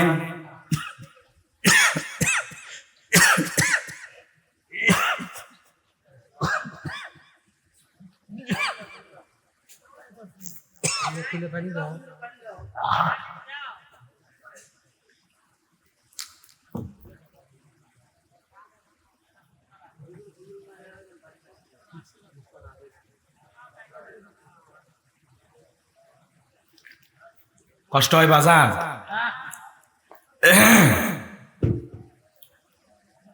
ডাইরেক্ট বলতেছে মুসা ওয়াজ বন্ধ কর। এক শ্রেণীর মানুষ আছে, আলেমেরা যখন সুদের কথা বলে, ঘুষের কথা বলে, জিহাদের কথা বলে, আল্লাহর আইনের কথা বলে, একামতে দিনের কথা বলে, ডাইরেক্ট বলে হুজুর আপনার ওয়াজ বন্ধ করেন, আপনার ওয়াজ লাইন ছাড়া, হুজুরের ওয়াজ লাইন ছাড়া না, তোমার জীবন লাইন ছাড়া, আর তুমি একটা তার সেরা। কথা না বুঝাই বাধা দেয়। কথা কয় না ভাই, আছে না? আজকে মসজিদগুলোতে হক কথা বলা যায় না। মসজিদ কমিটির সভাপতি সুদখোর ঘুষখোর বসে আছে। যখন হুজুর সুদের ওয়াজ করে তখন হুজুর ওই ব্যবসার সাথে আমি জড়িত, জনসম্মুখে বলার কি উদ্দেশ্য, আছে না? এই জন্য বলবো হক কথা বলবেন, ভয় পাবেন না। এক সময় আলেমদের মাইক কেড়ে নিত, কথা বলতে দিত না। আসেন হাত দেন দেখি, কথা কয় না কয়? কি দাম্ভিকতা, মাইক বন্ধ করে দিত। আলেমদের অকাত্য ভাষায় মঞ্চে গালি দিত। মেহেরপুরে এক জায়গায় আমি ওয়াজ করতে গেছিলাম, নেতাকে নিয়ে আলোচনা করেছিলাম, সূরা আহজাব থেকে তাফসীর করেছিলাম। আদর্শ নেতা, ইসলামিক নেতা, আর পাশাপাশি জালেম নেতা। এই জালেমদের মুখোশ যখন উন্মোচন করেছিলাম, ঘরের ভিতরে নিয়ে আমাকে আটকায় রাখছিল 8 থেকে 9 ঘন্টা। আর এসে খালি বললো হুজুর সব আজকে আমাদের বিরুদ্ধে। কোন আবু জেহেল, উতবা, সাইবা এগুলো কি বেঁচে আছে? ওরা কি বাংলাদেশে আসছিল? এদের কথা কৃষক বলে। এখন আমি যদি আবু জেহেলের নাম নেই, আর নেতা যদি মনে করে সেই আবু জেহেল মনে আমারে বানায় গেল, তাহলে বোঝা যাচ্ছে এই আবু জেহেলের ডুপ্লিকেট কপি। কথা কন ঠিক কিনা? আবু জেহেলের নাম নিলে তোমার জলে কে? ও তো একটা কাফের, নবীর দুশমন। তার সাথে তোমার কি সম্পর্ক? তোমার বাড়ি বাংলাদেশে, তুমি রাজনীতিকে একটা দল করো। হুজুর রাজনীতির ওয়াজ করছে, নেতার ওয়াজ করছে, তো তোমার সমস্যাটা কোথায়? তোমরা বলতে পারবো অমুকের আদর্শ তমুকের আদর্শ, আর হুজুরের বললে একটু লাগে না ভাই? 8 থেকে 9 ঘন্টা কিসের হাদিয়া তো, আর কিসের ভাত? জান যায় পুলিশ নিয়ে, এলাকার নেতা নিয়ে 12-13 জন, আমার ড্রাইভার, মিডিয়া সব বাইরে, আমার নিয়ে আচ্ছা তারে যা মনে চাইছে অকাত্য ভাষায় মা বাবা তুলে গালি দিল। এত জুলুম আমাদের উপরে করেছিল। কথা বলে না কেন? শাইখ আহমদুল্লাহ হুজুরকে হুমকি দিয়েছিল, থানায় ধরে নিয়ে এসে হাত পায়ে নখ তুলে নেবে। বুড়িসম থেকে, বাংলাদেশের অনেক জেলা থেকে আমাকে হুমকি দিয়েছিল, তুমি এই বড় বড় কথা বলো, নেতাকে নিয়ে ওয়াজ করো, খালি অমুক জেলায় এসো, তোমার হাত পা কেটে নেবে। তারপরে আমরা গেছি, দাওয়াত থামিনি, কথা বলেন ঠিক কিনা? এই জন্য ভাইয়ের আমার অনেক জুলুমের শিকার আমরা হয়েছি। যেই জেলার ওনার জন্ম সেই জেলা আমি গেছিলাম, বিশ্বাস করেন 1 টাকা হাদিয়া দেয়নি, শুধুমাত্র একটা পয়েন্টে ওরা ধরেছিল। কেন বললেন জালেম স্বৈরাচারদের পতন হবে? কেন বললেন? কেন বললেন? আমি নামও ধরিনি ভাই, খালি করছি নমরুদ ফেরাউনের মতো জালেমদেরও পতন হবে। এই কথা বলার কারণে মসজিদের ভিতরে তুলে আমার থেকে উল্টা আপনি টাকা দিয়ে যান। এই মনের কষ্টগুলো জমেছিল, বলতে পারি নাই, এখন একটু বলতেছি। এখন যাওয়া লাগবে নাকি বলেন? 8-9 ঘন্টা বন্ধ করে রেখেছিল। এইভাবে আমাদেরকে বিভিন্ন মাহফিলে বাধা দিয়েছে। কথা বলেন না কেন? এখন কি আর সেই লোকগুলো আছে? আমরা বলবো আপনারা যারা আছেন বর্তমানে নেতৃত্ব দিবেন, ভবিষ্যতে নেতা হবেন, দয়া করে ওই চরিত্র যেন আপনাদের ভিতরে না আসে, তাহলে এক সময় আপনারাও লাঞ্ছিত হবে। কথা সাবধানে বলা লাগে কি? ঠিক আছে? মাল ছেলেননি গাই বাঁধাত, খালি গাই থাকে না, আরো কিছু আছে। আমার ভাইরা যে কথা বলতে চাচ্ছিলাম গভীর মনোযোগ দিয়ে শোনেন। কারণ দেখে বলে মুসা ওয়াজ বন্ধ কর। কথা কোন ঠিক কিনা? ভুলে গেছেন মনে হয়। আল্লাহ নবী মুসা অবাক হয়ে আছেন। এইবার কারণ বলে সবদা তুমি দাঁড়িয়েছ, তুমি যা বলার বলো, তুমি কোনো ভয় পাবা না, আমি তোমার সাথে আছি, আমি তোমার সাথে আছি। সবদা ডেকে বলে কারণ তুমি বসে পারো, আমি যেহেতু দাঁড়িয়েছি বলার জন্য আমাকে বলতে দাও। এইবার সবদা ডেকে বলে ও জনগণ শোনো দিয়া মন, আমি জীবনে কোনোদিন মুসা নবীকে দেখি নাই। আজকে মুসা নবীকে দেখার পরে, মুসা নবীর আলোচনা শোনার পরে জীবনে যত অশ্লীল কাজ করেছি, খারাপ কাজ করেছি, সিদ্ধান্ত নিয়েছি আর অশ্লীল কাজ করব না, খারাপ কাজ করব না, আমি তওবা করে ঈমান গ্রহণ করব। আলেমদের ওয়াজ শুনে বেনামাজি নামাজি হয়ে যায়, সুদখোর ঘুষখোর ভালো হয়ে যায়, সদ্দাকাত পরিবর্তন হয়ে যায়। কত নেতার পরিবর্তন হয়েছে, কত যুবক দাড়ি কাটতো, সেই যুবকটা আলেমদের ওয়াজ শুনে দাড়ি রাখে। কত মানুষ আমাদেরকে ফোন দিয়ে বলে হুজুর আপনার ওয়াজ শুনে জীবনটা পরিবর্তন হয়ে গেছে। লন্ডনে একজন মহিলা বাংলাদেশ থেকে নিয়ে গেল শাড়ি পরাইয়া, ওই যুবক আমার কাছে কান্নাকাটি করে বলে হুজুর আমার বউ লন্ডনে এসে এখন হাফ প্যান্ট পরে ঘোরাঘুরি করে। একদিন জাহান্নামী নারীদের নিয়ে আপনি আলোচনা করেছিলেন, ওই আলোচনাটা আমার বউকে 2-3 দিন জোর করে শোনাইছিলাম। আমার বউ এখন বোরকা ছাড়া বাহিরে যায় না। এই জন্য আলেমদের ওয়াজের মাধ্যমে পরিবর্তন হয়। আমি গুনাহগারের হাতে সারা বাংলাদেশে 1 নয় 2 নয় 6 জন মানুষ কালেমা পড়ে মুসলমান হয়েছেন, বলেন আল্লাহু আকবার। এ বাজান গো আমার, আলেমদের বয়ানে পরিবর্তন হয়ে যাইতো। কোরআনের বাকি আল্লামা সাইদি হুজুর 50টি দেশে কোরআনের তাফসিরি করেছিলেন, 50টি বছর তাফসিরি করেছিলেন। হাজার হাজার মানুষ কালেমা পড়ে মুসলমান হইতো, তার মাহফিলে লক্ষ লক্ষ জনতা যাইতো। এই জনপ্রিয়তা দেখে হিংসা করে 13টা বছর ওরা ওই আল্লামা সাইদি হুজুরের উপরে জুলুম করে জেলখানায় বন্দি রেখেছিল। আমরা জীবিত ফেরত পাইলাম না, শহীদ হয়ে গেছে কোরআনের পাখি। কথা বলেন ঠিক কিনা? এই জন্য যুবকেরা হৃদয় থেকে ভালোবাসে। সাইদি হুজুর বিদায় নিয়েছে, আল্লামা সাইদির বলে যাওয়া তাফসির আর আলোচনা বাংলাদেশের মানুষের ঘরে ঘরে। উনি বলেছিলেন সাইদি হারিয়ে যাবে কিন্তু সাইদির বক্তব্য থাকবে, আল্লামা সাইদির লেখায় তাফসির থাকবে। আল্লাহু আকবার বলেন। কি কষ্ট হচ্ছে? বিরক্ত হইছে? আলেমদেরকে মহাব্বত করবেন, ভালোবাসবেন। আলেমদের সাথে মহাব্বত থাকলে, আলেমদের সাথে যদি কিয়ামতের মাঠে দাঁড়াইতে পারেন, বলেন তো তাকদীরটা ভালো না খারাপ? নাকি শাকিব খানের সাথে উঠবেন, পরিমণির সাথে? এরা আবার এদেরও ফলোয়ার। তাছাড়া আমি হুজুর, আমার ফেসবুক আইডিতে ফলোয়ার মাত্র 27,000 আর পরিমণির ফলোয়ার 1.5 কোটি। বাট আমরা কি করলাম? খালি গোলাম রব্বানি লিখবা আর একটা গোলাম রব্বানি যুক্তিবাদী লিখবা, এগুলো আমার ফেসবুক আর পেজ একটা আছে, একটু থাকো সাথে থাকো। খালি শাকিব খান আর পরিমণির ফলোয়ার হয় না, কথা কয় না কেন? কষ্ট হয়? বিরক্ত হইছেন? সবদা ডেকে বলে আমি জীবনে কোনোদিন মুসা নবীকে দেখি নাই। আলোচনা শুনে জীবনে পরিবর্তন করার সিদ্ধান্ত নিয়েছি। আমি তওবা করে ঈমান গ্রহণ করব। সুবহানাল্লাহ বলেন। এইবার শব্দা বলতেছে, আপনারা যারা আমার কথা শুনতেছেন, এই কারণ কেন লাফালাফি করে আপনারা কি জানেন? এই কারণ গতকাল রাত্রিতে আমার বাড়িতে গিয়েছিল, আমারে 2 বস্তা টাকা দেবে বলে ওয়াদা করেছে। অ্যাডভান্স হিসেবে 1 বস্তা টাকা গতকাল রাত্রিতে দিয়েছিল। আজকে সাক্ষী দেওয়ার পরে আর 1 বস্তা টাকা দেবে। বিনিময়ে আমাকে এই সাক্ষী দিতে হবে মুসা নবী দিনের বেলা ওয়াজ করে আর রাতের বেলা আমি সবজার সাথে রাত কাটাই। কিন্তু আপনাদেরকে সাক্ষী রেখে বলতেছি, মুসা নবীর চরিত্র ফুলের চাইতে পবিত্র। এই জন্য যাদেরকে টাকা দিয়া আলেমদের বিরুদ্ধে মিথ্যা মামলা সাজাইয়া জেলে ফাটাইছিল, সাক্ষী লিখেছিল, তারা এখন বলে হুজুরের বিরুদ্ধে আমি মিথ্যা সাক্ষী দিয়েছিলাম, হুজুর ধর্ষণকারী ছিল না। এই জন্য বাংলাদেশের কোন আলেম ধর্ষণকারী হতে পারে? মিথ্যা তহমত দেয়, অপবাদ দেয়, ষড়যন্ত্র করে। কথাকে বোঝা যায়? বিরক্ত হবেন না বাজান গো আমার। যে কথা বলতে চাচ্ছিলাম গভীর মনোযোগ দিয়ে শুনবেন। এই জন্য আল্লাহ তাআলা যাদেরকে সম্পদ দিয়েছেন হিসাব করে করে বছরে একবার যাকাত দিবেন। কার ভয়ে? আল্লাহর ভয়ে। আল্লাহ সবাইকে যাকাত দেওয়ার তৌফিক দান করুন। জোরে বলুন আমিন। যাকাত ভিত্তিক অর্থনীতির মাধ্যমে দারিদ্র মুক্ত বাংলাদেশ গড়া সম্ভব, অভাব মুক্ত দেশ গড়া সম্ভব। কথা বলেন ঠিক কি না? এই স্বপ্ন আমরা সবাই দেখি। কথা কোন ঠিক কি না? মুমিন বান্দার 4 নাম্বার গুণাবলী, ওয়াল্লাযীনা হুম লিফুরুজিহিম হাফিজুন।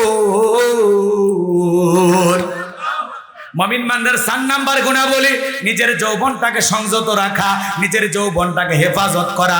মুমিনের যৌবন হোটেলে বিক্রি হবে না, পার্কে বিক্রি হবে না। মুমিন কোনোদিন অবৈধ সম্পর্কে লিপ্ত হতে পারে না, কারণ যৌবনকালের হিসাব নেবেন তিনি কে? আল্লাহ বৃদ্ধকালের হিসাব নেবেন না, আল্লাহ শিশুকালের হিসাব নেবেন না। বৃদ্ধকালের হিসাব আল্লাহ সহজ করে দেবেন, কিন্তু আল্লাহ তাআলা যৌবনকালের হিসাব নেবেন করায় করায় গন্ডায়। কথা কয় না কা? আল্লাহ তাআলা বলবেন এই যৌবনকালের এই শক্তি কোন কাজে ব্যয় করেছো, এই যৌবনকালে কিভাবে কি করেছো। আল্লাহ তাআলা সেই হিসাব কিয়ামতের ময়দানে নেবেন। 5টা প্রশ্নের উত্তর দেওয়া ছাড়া একটা মানুষ 1 কদম সামনে বেরাইতে পারবে না। বলেন আল্লাহু আকবার। এই জন্য কিয়ামতের ময়দানে আল্লাহ জবাব নেবে যৌবনকালে কি করেছো। এই জন্য যৌবনকালে যুবক আমরা গুনাহ করতে ভালোবাসি, শয়তানের ওয়াসওয়াসায় পড়ে আমোদ প্রমোদ করতে ভালোবাসি। আর যৌবনকালের ইবাদত আমার আল্লাহ ভালোবাসে। এই জন্য যৌবনকালে ইবাদত করা লাগবে। যৌবনকালে লম্বা সময় রুকু করা যায়, লম্বা সময় সিজদা দেওয়া যায়, লম্বা সময় রুকুতে থাকা যায়। বৃদ্ধকালে লম্বা সময় রুকুতে থাকলে মনে হয় পড়ে যাব, বেশি সময় সিজদা দেখলে মানে দম আটকে আসবে। কথা বলে বেশিক্ষণ দাঁড়ায় থাকা যায় না, কোমর লেগে যায়। কথা কেন? মাজাগুলো লেগে যায়। বৃদ্ধ মানুষ, শীতের রাত, একজন মুরব্বীকে যদি বলেন চাচা 2000 টাকা দিয়ে পুকুর থেকে একটু গোসল করে উঠে আসেন, মুরব্বী চাচা বলবে ভাতিজা গোসল করে কি 2000 টাকা নেওয়ার মতো অবস্থা থাকবে? মাঘ মাস আর পৌষ মাস ওই সময়, বোঝেননি? কিন্তু একজন যুবককে যদি বলা হয় যুবক 2000 টাকা দেওয়া লাগবে, দেব 2000 টাকা, পুকুর থেকে একটু গোসল করো, বলে হুজুর কাপড় খুলছি টাকা বাই করেন। কারণ একটা পাওয়ার আছে, শরীরে একটা দম আছে, স্পিরিট আছে। কথা কয় না? রক্তের গরম আছে। এই জন্য যুবক বয়সে ইবাদত করা লাগবে, যৌবনকাল আল্লাহর পথে খরচ করা লাগবে। এই জন্য যুবকরে এই যৌবনকালে আমরা গুনাহ করব না, যৌবনকালে ইবাদত করব কার? হযরত আলী রাদিয়াল্লাহু তাআলা বলেন তোমরা যৌবনকালে গুনাহ করো, একদিন তোমাদের যৌবন থাকবে না, আমলনামায় গুনাহ ঠিকই লেখা থাকবে। কথা কয় না কেন? ওই যে মুরব্বী চাচা 70 বছর বয়স হয়ে গেছে, বলেন তো চাচা জীবনে আর কিছু ভালো লাগে? এখন চাচা বলে আজরাইল কেন আসে না? চাচা আজরাইলে খুঁজতেছে, কিন্তু যুবক ও বলতেছে না এখনই মর্ম, কেবল খুঁজতেছি, 5টা লাইনে রাখছি, এর মধ্যে যেটা চয়েস হবে হলে হলো, না হলে আবার নতুন করে আব্বা আম্মাকে দেখাবো। কথা কয় না? যুবক বয়সে তোমরা যারা গুনাহ করতেছো যুবক, মনে করতেছো জঙ্গলে কেউ দেখে না, জঙ্গল প্রেম করার জন্য মঙ্গল, জঙ্গলে কেউ না দেখলে একজন দেখেন, তিনি কে? কি মনে করো যুবক? রাত 3টার দিকে উত্তর পাড়া ওই যে শেফালি দরজায় গেলা, গল্প করলা, মনে নাই? ওই যে জানালা দিয়ে, ওই যে কলা বাগানের ওই পাশে, ওই যে ওই সাইডে, মনে আছে সেদিনের কথা? ওই ভিডিও ফেরেশতারা করে রেখেছে। মুরব্বী চাচা যারা আছেন ভাবতেছেন যুবকদের কথা বলতেছে, এক সময় আপনিও যুবক ছিলেন চাচা, সারে কান্দিতে যায়া নৌকা ভাড়া কইরা ওই যে চরের ভিতরে কাশফুলের ওই সাইডে, মনে আছে সেই দিনের কথা? চাচা গো, আপনারও ভিডিও ফেরেশতারা করে রাখছে। এজন্য যুবক রে, যৌবন কালে কার হাত ধরে পার্কে ঘুরতেছো? এ কথা কন না কেন? পহেলা বৈশাখে কার ওন্না ধরে টান দিয়েছিলাম, মনে আছে? ওই যে 14ই ফেব্রুয়ারিতে ভালোবাসার গোলাপ ফুল নিয়ে যে আই লাভ ইউ বলে কিস ডে পালন করেছিল যুবক রে, সেই দিনের ভিডিও আল্লাহর ফেরেশতারা করে রেখেছে। অনেকে মজা করতেছে মনে হয়, এগুলো মজা না, এগুলো ওয়াজ। তুমি যুবক বয়সে কি করতেছো? কোথায় দাঁড়া করতেছো? কি মনে করো সাক্ষী নাই? আল্লাহর ওয়াডিও আছে, ভিডিও আছে, আপনার কিতাব থাকবে। আল্লাহ বলবে ইকরা কিতাবাকা, তোমার কিতাব আজকে তুমি পড়ো, তোমার হিসাব দেওয়ার জন্য তুমি যথেষ্ট। মানুষ হাতে নিবে হাল বলবে, আফসোস করে বলবে। কথা কি বোঝেন না?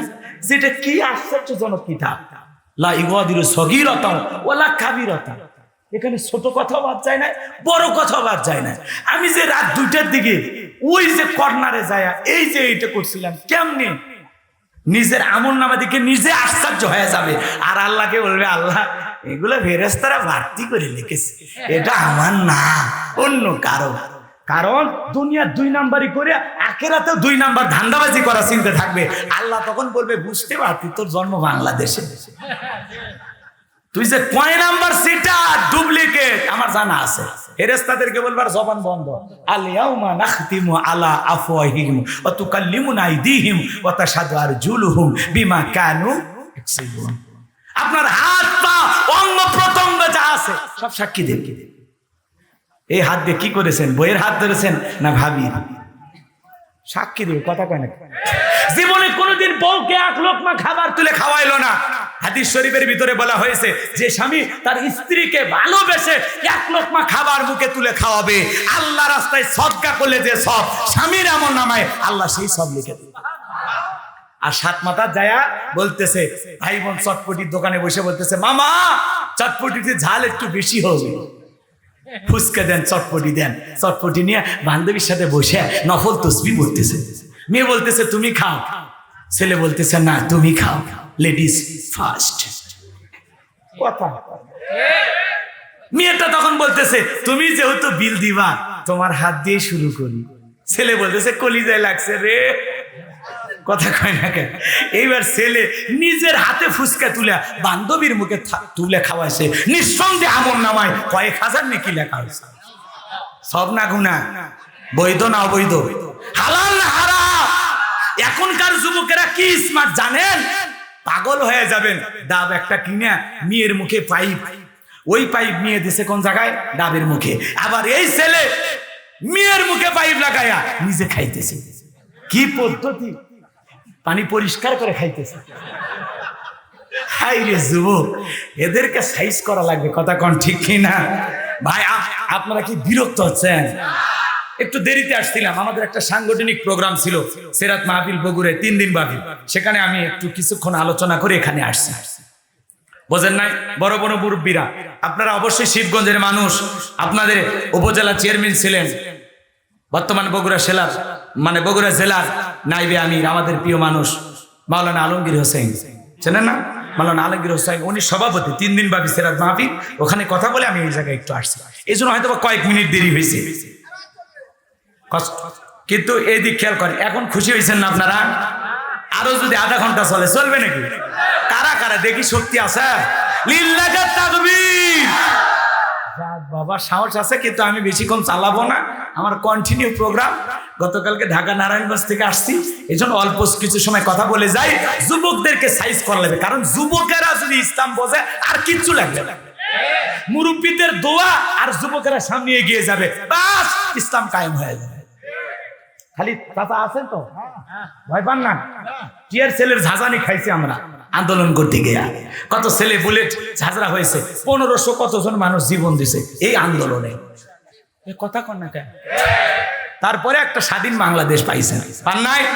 কারণ ভাল লাগে না? আরো ভালো লাগবে খালি একটা সরকার পদ্ধতি চালু হলে। মানে বোঝেননি, যারা আছে এরা তো অন্তর্বর্তীকালীন সরকার, এনাদেরকে নিয়ে অনেক আলোচনা সমালোচনা আছে। একবার বলে ইলিশ পাঠাবো না, আবার ইলিশ পাঠায়, এগুলো নিয়ে সমালোচনা আছে। এটা কূটনীতিক বিষয়, আমরা অতটা বুঝি না। আবার ওই ভারতের একটা রিপাবলিক বাংলার একটা সাংবাদিক আছে, এই তো মলম পাটি। ওই যে একজন সাংবাদিক দেখছেন না রিপাবলিক বাংলা, এই যে দেখেন বাংলাদেশে কি হচ্ছে, এই যে এই পাশে দেখেন, এই যে এই মাত্র দেখেন মন্দিরে আগুন লাগছে, এই যে দেখেন বাড়ি ঘর পোড়ায় দেওয়া হচ্ছে। এর মানে কথা কন না কেন? হ্যাঁ, এরে বাংলাদেশের যুবকেরা টল করে বলতেছে এটা মলম পাটি। বাংলাদেশের একটা সুপার এডিটর আছে, 8 মায়ের বাপ, নাম হলো স্বপন আহমেদ। কথা কন না কেন? ও দেখলাম গতকালকে এক ভিডিওতে এই ব্যক্তি বলতেছে এই যে দেখেন বাংলাদেশ ইলিশ পাঠাবে না, ইলিশ পাঠাবে না। কি ডক্টর ইউনূস সাহেব, তোমার ইলিশ লাগবে না, বাংলাদেশের ইলিশ লাগবে না, বুড়িগঙ্গার ইলিশ খাবো, ডায়মন্ডের ইলিশ খাবো। কেন? আবার যে 3000 টন পাঠাইলাম দাদা, ভুলে গেলেন? কথা কয় না। এই জন্য বাংলাদেশের বিরুদ্ধে বিষাদগার গাবেন না, উল্টা পাল্টা বিভ্রান্তিকর তত্ত্ব ছড়াবেন না। ঘরের ভিতরে মোমবাতি নিয়ে কয়েকটা একটু মন্দিরে আগুন লাগাইছে ঘরের ভিতর, সেই ভিডিও ওরা প্রচার করে। পরে তথ্য নিয়ে দেখা যায় যে ও নিজের ঘরে আগুন লাগায়া একটু আতঙ্ক ছড়াইতে চায়। বাংলাদেশে অমুসলিমেরা নিরাপদে থাকবে। কথা কয় না কেন? ডিমের ভিতরে কুসুম যতটা নিরাপদ, মায়ের কোলে শিশু যেমন নিরাপদ। অমুসলিমেরা মুসলমান যেই জনপদে বসবাস করবে তার চাইতে বেশি নিরাপত্তা নিয়ে বসবাস করবে। তারা দুর্গা পূজা করবে, যা মনে চায় তাদের ধর্ম তারা পালন করবে, আমাদের কোনো আপত্তি নাই। লা ইকরাহা ফিদ্দিন, ধর্ম নিয়ে কোনো বাড়াবাড়ি নাই, কোনো জবরদস্তি নাই। কথা বলেন ঠিক কিনা? আমরা কখনো করি না। এদেশে পাশেই মসজিদ, পাশেই মন্দির, আমাদের কোনো অসুবিধা নাই। মন্দিরের ঘন্টার আওয়াজ মসজিদে আসে, মসজিদের মাইকের আওয়াজ মন্দিরে চলে যায়। আমাদের ভ্রাতৃত্ব, আমাদের সম্প্রীতি, আমাদের ভালোবাসার বন্ধন অটুট আছে। মিথ্যা প্রগণ্ডা ছড়াবেন না। তো এই এডিটর, সুপার এডিটর স্বপন সাহেব, যিনি ভিডিওটা এডিট করেছেন, ও কি করছে জানেন? ওই বেচারাকে বস্তার মধ্যে তুলছে, তুলে একটা মলমের দোকানের সামনে নিয়ে যায়, ছেড়ে দিয়েছে। ও তখন বলতেছে দাদা মাত্র 10 টাকা, মাত্র 10 টাকা, দাদা বাড়িতে নিয়ে যান, ঝামেলা মুক্ত হবেন, আগুন লাগবে বাড়িতে। কথা কয় না কেন? এক জায়গা মতো বসায় দিয়েছে না? এজন্য বলতেছি ভাই, একটা দেশের নির্ভুল তত্ত্ব আপনি প্রচার করেন, উল্টা পাল্টা ছড়ায় না। কথা কয় না কে? এদেশের অনেক মানুষ ওই দেশে চিকিৎসা নিতে যায়, এদেশের অনেক নেতা ওই দেশে পালিয়ে যায়। আছে মহব্বত আছে আপনাদের, বুঝি তো? কথা কয় না, বুঝি না? তা আমরা তো শত্রু চোখে দেখি না, কিন্তু আপনাদেরকে বন্ধু ভাবলেও আপনারা কখনো বাংলাদেশের জনগণকে বন্ধু মনে করেন? তাছাড়া আমরা হুজুরের ওয়াজ করতে গেলে কত টেনশন পাই, ধর্ম প্রচার করতে আসছে কেন ভয়? ওই দেশে তো 45 লাখেরও না 45 কোটিরও বেশি মুসলমান বসবাস করে। আমি ভারতের প্রায় 12টা জেলা সফর করেছি, অসংখ্য মাহফিলে গেছি, কয়েক বছর ধরে আর যেতে দেয় না, ঝামেলা করে। তো বলছি দাদার পাওয়ার কমে গেলে যাবো। কথা কয় না কেন? কষ্ট হচ্ছে আপনাদের? এই জন্য ভাইয়ের আমার, এই দেশের বিরুদ্ধে মিথ্যা প্রচার করবে, আমরা এটা মেনে নেব। আবার ওই দেশে নবীর বিরুদ্ধে কথা বলার কারণে দেখেন ওই দেশের কোটি কোটি মুসলিমেরা রাজপথে আন্দোলন করতেছে। নবী বিদ্বেষী, নবীর সেই দুশ্মনের ফাঁসি আমরা দেখতে চাই। নবীজির অপমানে যদি না কাঁদে তোমার মন, মুসলিম নয় তুমি মুনাফিক, নবীজির দুশ্মন। যুবক মনে থাকবে, তোমাদের রক্তের উপরে ইসলাম প্রতিষ্ঠিত হবে একদিন ইনশাআল্লাহ। তোমাদের রক্ত ইসলামের জন্য দিতে রাজি আছো তো ইনশাআল্লাহ? কোন কোন যুবক তোমার জীবন যৌবন ইসলামের জন্য খরচ করবা? 2 হাত তুলে দেখা, লিল্লাহি তাকবীর। তাহলে এই যৌবন কালের সময় আমরা কার ইবাদতে কাটাবো? বেশি বেশি করে ইবাদত করব তো ইনশাআল্লাহ। অনেক আলোচনা আছে, আর এদিক সেদিক করব না। 5 আর 6 নাম্বার গুণাবলী, ওয়াল্লাযীনা হুম লিআমানাতিহিম ওয়া আদিহিম রাউন। 5 নাম্বার গুণাবলী, আমানত রক্ষা করা।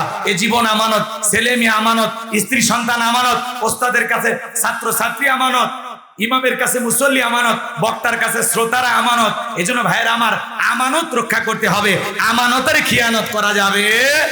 6 নাম্বার, ওয়াদা প্রতিশ্রুতি রক্ষা করা। মুমিন মুখে যা বলবে অন্তরে তা বিশ্বাস করবে, কাজে তা বাস্তবায়ন করবে। মুমিন কোনোদিন প্রতিশ্রুতি ভঙ্গকারী হতে পারে।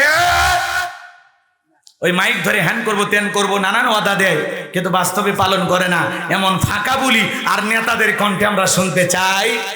খেলা হবে বলে মাঠ ফাঁকা করে ফেলে যায়, এদের বক্তব্য আমরা আর শুনতে চাই। যা বলবেন সত্য বলবেন। 7 নাম্বার, ওয়াল্লাযীনা হুম আলা সালাওয়াতিহিম ইউহাফিজুন। মুমিন বান্দার 7 নাম্বার গুণাবলী, যারা নিজেদের সালাত যত্ন সহকারে আদায় করে, আল্লাহ তাআলাকে রাজি খুশি করার জন্য আদায় করে।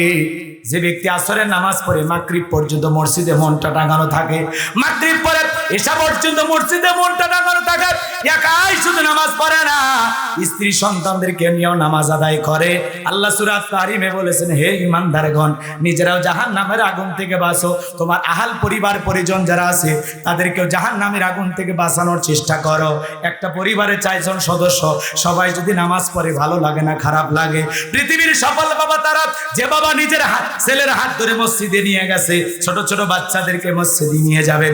মুরব্বী যারা আছে, ছোট বাচ্চা দেখলে ধমক দিবেন না, ভালো ব্যবহার করবেন। ছোট্ট বাচ্চা মসজিদে গেলে টেপের পানি নষ্ট করে, কাতারের ফাঁক দিয়ে দৌড়ঝাঁপ করে, একটু গল্প গুজব করে, দাড়ি ধরে টান মারে। ছোট্ট বাচ্চা, তার স্বভাব একটু দুষ্টমি করা। ছোট 8-10 বছরের বাচ্চা দুষ্টমি করবে, এটাই স্বাভাবিক। ছোট্ট বাচ্চা দুষ্টমি করবে না। আপনি কি 70 বছরের মুরব্বী লাফালাফি করবেন? আপনি লাফালাফি করলে আপনার শরীরের সব ঠিক থাকবে? এই জন্য ছোট বাচ্চা মসজিদে গেলে অনেক জায়গায় ধমক দেয়, এটা থেকে বিরত থাকতে হবে। ছোট বাচ্চাদেরকে বুকে টানতে হবে। আজকের শিশু আগামীর বাংলাদেশ। ছোট ছোট বাচ্চারা যদি মসজিদমুখী হয়ে যায়, আপনি মারা যাবেন, ভবিষ্যতে এই বাচ্চারা মসজিদ আবাদকারী হবে। কথা বলে ঠিক কিনা? আমাদের ভবিষ্যৎ প্রজন্ম নামাজি হোক। আপনারা চান তো? আপনারা বিরক্ত হচ্ছেন না? আর কত চালানো যাবে না। এদিক খেয়াল করেন, পরিবারের সবাইকে নামাজি বানাবেন তো ইনশাআল্লাহ? নামাজি বানাবেন তো ইনশাআল্লাহ? এই 7টা গুণাবলী যদি অর্জন করতে পারেন, উলাইকা হুমুল ওয়ারিসুন আল্লাযীনা ইয়ারিসুনাল ফিরদাউস হুম ফিহা খালিদুন। আল্লাহ বলেন তারা উত্তরাধিকারী হবেন জান্নাতুল ফিরদাউসের, সেখানে তারা চিরকাল বসবাস করবেন। আল্লাহ কোনোদিন জান্নাত থেকে বের করে দেবেন না। চিৎকার মেরে বলুন সুবহানাল্লাহ। এই 7টা গুণাবলী বাস্তব জীবনে কারা কারা আমল করবেন, হাত তুলে আল্লাহকে দেখান শেষবারের মতো। 1 নাম্বার, আল্লাহর ভয় নিয়ে নম্রতার সহিত বিনয়ের সহিত সেজদা দেব, 5 ওয়াক্ত নামাজ করব। 2 নাম্বার, অনার্থক কথা বলবো না, অনার্থক কাজ করব না, অনার্থক জিনিস শুনবো না। যেটা বলবো বললে যেন সব হয়, ভালো কথা বলবো, প্রয়োজন যতটুকু বলবো ততটুকু। অর্থকরী সম্পদ আল্লাহ দিয়েছে, ভালো কাজের জন্য ব্যয় করব। কান দিয়া ভালো কথা শুনবো। 3 নাম্বার, আলোচনার সারমর্ম। এতক্ষণ তো অনেক শুনলেন। 3 নাম্বার, আল্লাহ সম্পদ দিলে প্রত্যেক বছর হিসাব করে জাকাত দিব। জাকাত দিলে ধনীর ধন কমে না বাড়ে? বাড়ে। 4 নাম্বার, যৌবনকালের এই সময়টা খুব কঠিন, আল্লাহর জন্য ইবাদতে কাটায় দিব। শয়তানের ধোকায় পড়ে অশ্লীল কোনো কাজ করব না, পরকীয়া প্রেম করব না, নারীর ছলাকলায় ভুলবো না। এদেশের নারীরা যুবকদের মন নিয়ে খেলা করে, এরা যুবকদের ভালোবাসে না। কথা বলে ঠিক কিনা? যে যত দামি গিফট করে তারে তত ভালোবাসে। এই জন্য যুবক, তোদের পায়ে হাত দিয়ে বলি, খবরদার খবরদার, কোন নারীর ছলনার ফাঁদে, প্রেমের জালে, মায়ের জালে একবার যদি পা আটকে যায়, ফান্দে পড়িয়া বগা কান্দরে সারা জীবন কেঁদেও ওই কান্নাগিলির বিষাক্ত সবল থেকে তোরা বাঁচতে পারবি না। এই জন্য নারীদের কথা বিশ্বাস করে তাদের প্রেমে হাবুডুবু খাওয়া যাবে। বিয়ে করবা, পিতা মাতা পছন্দ করে বিয়ে দেবে যেখানে বরকত আছে। এখনকার যুবকেরা স্মার্ট, বাড়িতে এসে বলে, আব্বা অমুক মেয়েকে আমি পছন্দ করেছি, রাজি থাকলে 1 চাবুন, না হলে 2 চাবুন। এখন পিতা মাতা রাজি হয় না, পালিয়ে যায়, বিয়ে করে। কয় মাস পর আর ওই সংসার হয় না। ওই যে দেখলেন না কোন জেলার যুবক, এ কথা কয় না, দেখলে না তোমরা? এক যুবক গতকালকে 1.5 মণ দুধ দিয়ে গোসল করছে, বউ চলে গেছে দেখে। এই জন্য প্রেম করে বিয়ে করেছিল। আর ওই ছেলেই বলতেছে যুবকদেরকে, আমি বলি তোমরা যেন প্রেম করে কেউ বিয়ে করো না ভাই, প্রেমে জ্বালা। কথা কয় না? আর অধিকাংশ নারীগুলো ছেলেদের সাথে প্রতারণা করে। এখন এই প্রেম প্রীতিটা একটা বিজনেস, যে যত দামি গিফট করে তারে তত বেশি ভালোবাসে। আকাশের রংধনু রং যেমন মুহূর্তে পরিবর্তন হয়ে যায়, নারীদের মনের অবস্থাও তাই। এজন্য ওদেরকে বিশ্বাস করা যাবে। হালাল স্ত্রীর সাথে প্রেম জমাও, ভালোবাসো, গিফট দাও, সংসারে শান্তি ফিরবে। বউ ভালোবাসে না, পাশের বাড়ি ভাবি দেখে আসসালামু আলাইকুম ভাবি, ওরে দুষ্টু। কষ্ট হচ্ছে আপনাদের? তাহলে যৌবন কাল ইবাদত করবেন কার? 5 নাম্বার আমানত রক্ষা করা, 6 নাম্বার ওয়াদা প্রতিশ্রুতি রক্ষা করা, 7 নাম্বার সালাত যত্ন সহকারে পরিবারের সবাইকে নিয়ে আদায় করব। বক্তা শ্রোতা সবাইকে বাস্তব জীবনে কথাগুলো আমল করে জান্নাতুল ফেরদাউসের মেহমান হিসাবে আল্লাহ আমাদের কবুল করুন। ওয়া আখিরি দাওয়ানা আনিল হামদুলিল্লাহি রাব্বিল আলামিন। ধৈর্য নিয়ে যারা বসে আছেন, আল্লাহ আপনাদের এই ধৈর্যের পুরস্কার কঠিন কিয়ামতের ময়দানে যেন জান্নাতের ভিআইপি গ্যালারিতে আল্লাহর আরশের নিচে বৈশা সেই সৌভাগ্যবানদের কাতারে আল্লাহ আমাদের কবুল করেন। জোরে বলেন আমিন। হুজুর কথা শেষ করে দিলাম। বাবাজি সভাপতি কিছু বলবেন? জি, তাহলে দোয়া সকলে দরুদ ইব্রাহিম পড়ুন। আল্লাহুম্মা সাল্লি আলা মুহাম্মদ ওয়া আলা আলি মুহাম্মদ কামা সাল্লাইতা আলা ইব্রাহিম ওয়া আলা আলি ইব্রাহিম ইন্নাকা হামিদুম মাজিদ। আল্লাহুম্মা বারিক আলা মুহাম্মদ ওয়া আলা আলি মুহাম্মদ কামা বারাকতা আলা ইব্রাহিম ওয়া আলা আলি ইব্রাহিম ইন্নাকা হামিদুম মাজিদ। আল্লাহুম্মা আমিন।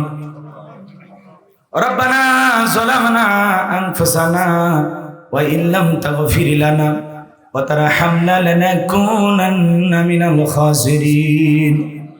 বেঙ্গহ পাতাইর হাফিজ মাদ্রাসার উদ্যোগে 2 দিন ব্যাপী তাফসীরুল কোরআন ওয়াজ মাহফিলের সমাপনী রজনীর সভাপতি জনাব আলহাজ মোহাম্মদ শাহজাহান আলী পরামানিক সাহেবকে আল্লাহ তুমি কবুল করে নাও। সহসভাপতি জনাব আলহাজ মোহাম্মদ খয়বার আলী বাবাজিকে আল্লাহ কবুল করে নাও। প্রধান অতিথি জনাব মোহাম্মদ আফসার আলী তোমার গোলামকে তুমি কবুল করো। পাশে বসে আছেন বিশিষ্ট শিক্ষাবিদ সমাজের অভিভাবক জনাব মোহাম্মদ কামরুল ইসলাম নান্নু ভাইকে আল্লাহ তুমি কবুল করে নাও। আলোচনাকে ধন্য করেছেন হযরত মাওলানা মোহাম্মদ আমিনুল্লাহ সাহেব, আল্লাহ তুমি কবুল করো। আলোচনা রেখে ধন্য করেছেন আমার প্রিয় ভাই হাফেজ মাওলানা কারি রাজীব বিন বোরহান, আমার প্রিয় ভাইয়ের কণ্ঠকে আল্লাহ দ্বীনের জন্য কবুল করে দাও। আজকের মাহফিলের বিশেষ অতিথি